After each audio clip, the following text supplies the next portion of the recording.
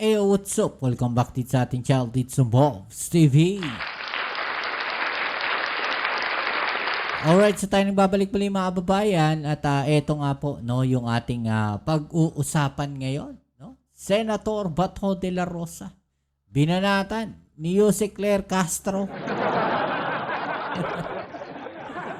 Diyos mio, bakit naman kasi ganitong si Senator Bato de la Rosa, mga kababayan, no? Baga, hindi ko maintindihan sino ba talaga no yung kanyang pinagsisilbihan, mga kababayan, no? Taong bayan ba? No, o isang pamilya na lamang po? Parang nagiging ano na mga kababayan para sa akin, no? Ang nakikita ko lang, no? Opinion ko lang naman to. Parang nagiging personal na mga kababayan, no, itong nangyayaring politika dito sa ating bansa. No? Talagang hinahati na, no, ang sambayan ng Pilipino dahil sa politika. Di ba mga kababayan? Dahil po no, dito sa mga nangyayari na to sa pamilya Duterte at sa pagitan po ng mga Marcoses.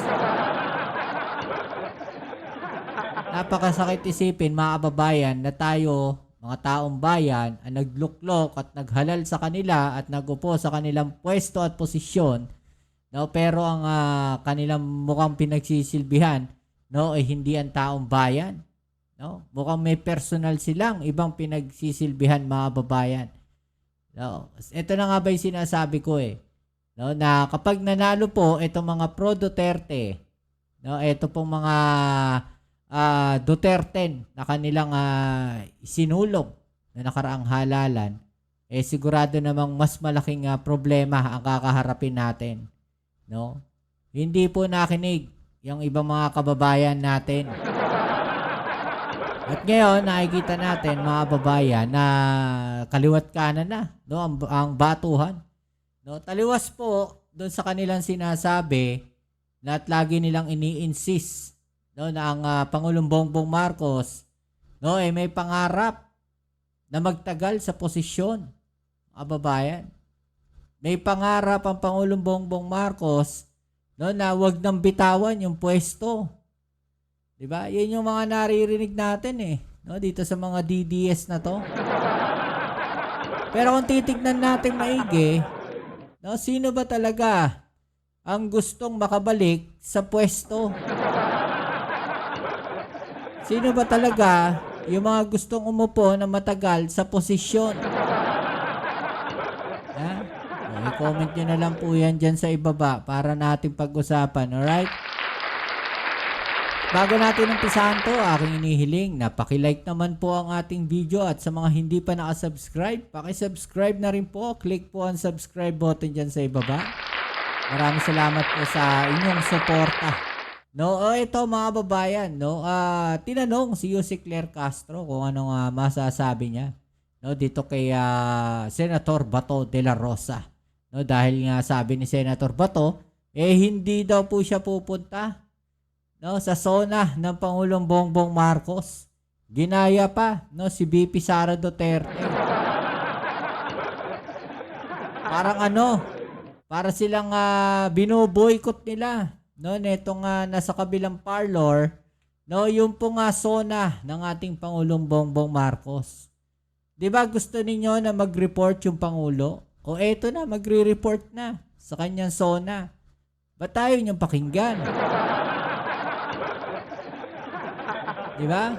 Hinahanapan ninyo, no, ng report yung Pangulo natin. Ngayon magre-report, ayaw ninyong pakinggan? Okay, so yan ang ating pag-uusapan ngayon. Pero bago natin i-play itong ating video, may familiar faces po ako nakita dito mga kababayan. Ito, di ba si ano yan? Si, ano pangalan na ito? Eden Santos ba yan mga kababayan? Ayan Di ba si Eden Santos yan? Yan nasa monitor na yan. Yung babae na yan. Di ba si Eden Santos yan? O akala ko ba tinanggal na yan dyan? Masyado kasi kayo nagpapaniwala itong mga DDS na to di ba? Hindi lang siguro siya gano'n nagtatatanong ngayon. Okay, so ito na. Umpisaan na natin mga kababayan Good afternoon, Yusek. Baka po gusto lang mag-comment ng palasyo sa naging pahayag ni Senator Bato de la Rosa kahapon nung napag-usapan nga po yung possible ICC arrest niya dahil po kay nasa nasabi ni E.S. Bersamin. Ang sabi niya po, ewan ko, mahilig sila sa gano'n na kapag may mainit na issue na pinupukol sa Malacanang, pinag-uusapan na naman ang tungkol nangyari kay FL. Ngayon, gagawa sila ng issue about ICC and a senator to divert the issue. Mahilig ang mga tao dyan sa Malacanang gumawa ng panibagong issue kahit old issue to divert people's attention. Di ba, eto putol ko lang mga babayan. No? Yan pong pagkamatay na yan ni Tantoco, matagal na rin po yan eh. Di ba? Matagal na rin po yan. Kailan ba inaresto ang dating Pangulong Duterte? Di ba? Kailan siya inaresto, mga babayan? Di ba? So matagal na rin yan. Yung issue na yan, mga babayan. Sino ba bumuhay ngayon? Di ba mga DDS din? Di ba? So siya, pagka merong ganyan mga issue, mga babayan, no, na tinatanong sila, tinatanong yung mga administration, tapos sumasagot, mga babayan, tungkol nga po yan dyan, no, nagagalit sila, sasabihin nila, binabalik yung issue. Okay? Tapos ngayon, sasabihin nila, sino ba, no, ang nagbalik ng issue? Di ba yung mga DDS, si Tiglaw? Di ba? Mga DDS ang nagbalik ng issue na yan kay First Lady Lisa Marcos. Sabihin mo yan doon, Senator Bato de la Rosa, kaila Tiglaw, no, kaila Harry Roque, no? Hindi sa administrasyon, hindi kay Bersamin. Sabihin mo yan doon sa mga nag-open up ng issue, no? Diyan po kay First Lady Lisa Marcos para tabunan ng alin, no? Para alin ang tabunan? Para siraan yung ating First Lady Lisa Marcos. 'Di ba? Para bago magsona, Okay, no? Sinunod ko po para matandaan ko. Bago magsona, makagawa sila ng issue. Ay, nako. Unang-una po, yung possible ICC arrest, hindi po to old issue. Every now and then, may nadidinig po tayo na maaaring mailabas ang warrant of arrest. Tama. At hindi rin po issue ang ICC, yung case na pending before the ICC. Pangalawa, ang sinabi po ay Ito, mahilig po ang mga tao dyan sa Malacanang gumawa ng panibagong issue kahit old issue, i-recycle to divert people's attention. Sa aking pagkakatanda, wala naman po tayong na-erase na mga old issues, maliban lang kung ito ay related sa itinatanong sa atin. Yun yung sinasabi ko. Pagka tinanong sila, tsaka lang sumasagot yung mga taga Malacanang, hindi sila yung nag-open up, Senator Bato. Ano ba naman? Diba? Hindi sila yung nagpo-post, hindi kagaya nito mga DDS na to, sila mismo yung gumagawa.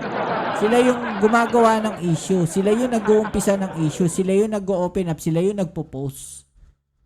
Diba? Hindi kagaya dito sa mga Malacanang, pagka tinanong lang po sila, tsaka lang sila sasagot. Ganun yung nangyayari, Senator Bato. Hindi nyo ba nakita yun? Actually, ako, sa totoo lang, nire-respeto ko yung mga yan. Pero siguro, no, may mga opinion kasi sila na ginagawa lang natin ng reaction at komentaryo na sa tingin natin, no, mukhang hindi ata tama. Diba? Sino po ba yung mahilig mag-raise ng old issues na sa ating pagkakatanda ay nagkaroon pa po ng hearing patungkol sa isang pre-operation ng PIDEA na ang taon pa ay 2012.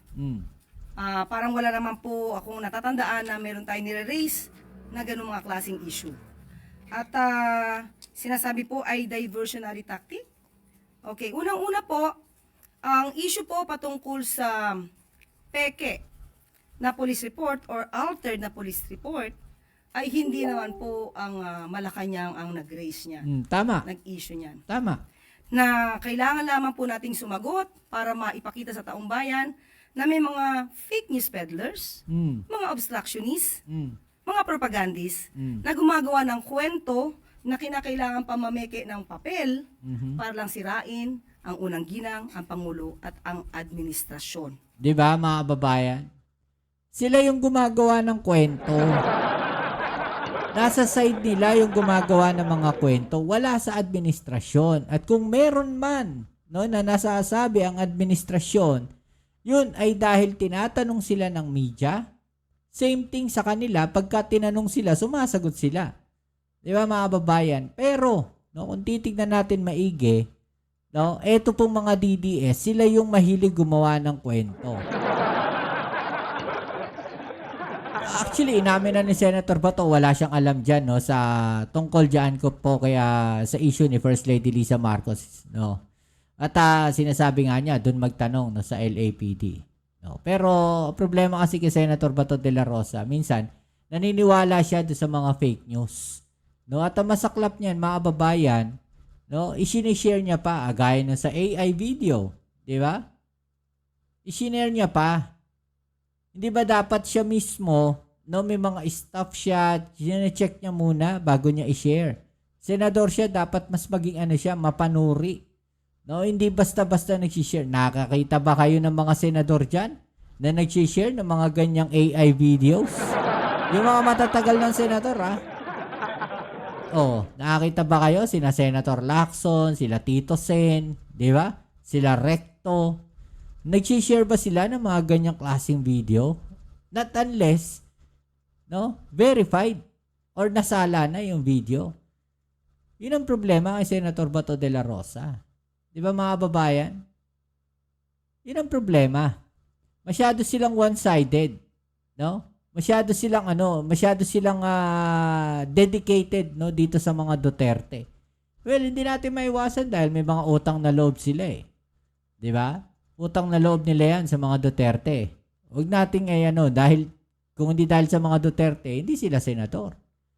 Di ba, mga babayan? Senator Bongo, hindi magiging senador yan. No? Si Robin Padilla, hindi naman magiging senador yan kung hindi sumama sa Uniteam yan. Hindi naman mananalo talaga yan eh. No, nabit-bit lang yan ng Uniteam, kaya nanalo yan. Alam ko yan, dahil nasa kampanya kami nung panahon na yun. Wala yan doon sa mga unang kampanya. At sa ibang kampanya, wala yan si Senator Robin. Panahon ng Uniteam, no, sa umpisa ng kampanya, wala si Senator Robin Padilla. Noong nakita nilang walang chance na manalo si Senator Robin Padilla, isinama na nila. Diba? Bagay, si Harry Roque, nasa linya ng Uniteam. Diba? Hindi rin naman nanalo. Diba, mga kababayan? Si Marcoleta, kung hindi lang naman pumanig ngayon yan sa mga Duterte, hindi rin naman mananalo yan. Diba? Sa makatuwid, kung ito po ay sinabi na po ng Beverly Hills Police Department na altered yung ipinakita at na-post ni Mr. Tiglao na police report, siya po ba ay sumasakay din sa issue ng fake police report? Tandaan po natin, ang content na ito sa nasabing fake police report ay una po natin nadinig, kundi po tayo nagkakamali, ay sa Vice Presidente. Kaya po natin nasabi noon na siya pala ang source ng fake news. At ngayon napatunayan po natin na altered yung police report na ito. Kailangan pa kayang sumakay ni Senator Bato de la Rosa? Siya po ay napaso na noon sa fake video na AI generated pala. So, bilang senador, sana po ay maging mapanuri din po siya sa mga issues dahil never gagamitin, hindi gagamitin ng Malacanang ang issue na peke na dokumento. Bakit naman gagamitin tong diversionary tactic kung kaya naman pong sagutin ng Malacanang na ang pinapalabas at pinapakalat na police report ay peke? Sa ibang topic lang po, yung China's minute. Okay, so yan, mga kababayan, di ba? Yun ang problema kay Senator Bato de la Rosa. Sana makakita rin niya, no, na nagluklok sa kanya dyan, taong bayan. No, sabihin natin, no, talaga namang hindi lahat po, no, ng mga pro-administration ay hindi binoto si Senator Bato de la Rosa. Di ba? May mga pro-admin na binoto si Senator Bato de la Rosa, binoto si Senator Bongo, mga kababayan. No? May mga taong nagboto rin sa kanila. Kaya si Senator Bongo, malaki ang boto niyan ngayon eh. No, hindi lang po yan dahil sa mga pro-Duterte, mga kababayan. Dahil meron no, na mga pro-admin na bumoto dito kay Senator Bongo, mga kababayan. Aminin natin yan. No, kaya nga nanalo yan eh. Di ba? Dahil may nakita silang may ginagawa si Senator Bongo. Di ba? Ang problema ngayon, ang nangyayari, nakita natin na halos puro Duterte na lang. Duterte. Parang yung isang senador dyan. Wala nang ibang isinagaw kundi Duterte. Di ba? Parang wala na talaga. Wala na sa kanila. No, parang wala na sa kanila na magsilbi sa sambayan ng Pilipino sa buong bansa, mga kababayan. No, ang pinagsisilbihan nila, buong bansa na puro DDS at yung mga tao na may utang na loob sila. No? O ano masasabi niyo dyan, mga kababayan? No? I-comment na lang po sa ibaba yung mga opinion na atin yung pag-usapan. Alright?